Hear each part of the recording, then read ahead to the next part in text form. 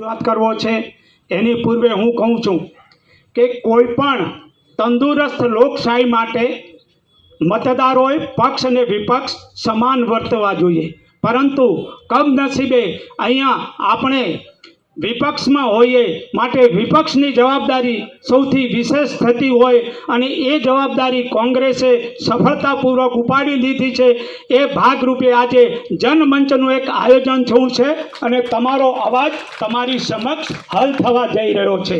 મારો પ્રશ્ન છે, સાહેબ, ધાનેરા વિસ્તારમાં આવેલી સાર્વજનિક લાઇબ્રેરી હતી જે ઘણા સમયથી સરકારે એન કેન કારણે બંધ રાખેલ છે, જે સંસ્કારનું કેન્દ્ર હોવા છતાં અત્યારે બંધ રાખવામાં આવેલ છે, તો સત્વરે આ લાઇબ્રેરી ખુલ્લી થવા પામે એવી ધાનેરા જનતાની માગણી છે। અને બીજી, સાહેબ, છેલ્લા ઘણા વર્ષોથી સમગ્ર ધાનેરા શહેરમાં વરસાદી પાણીથી સમગ્ર ધાનેરા શહેર નર્કાકાર બની જાય છે, તો આ વરસાદી પાણીનો નિકાલ થવા માટે વૈકલ્પિક વ્યવસ્થા સરકાર પાસે કરાવે। અસ્તુ, ભારત માતા કી જય।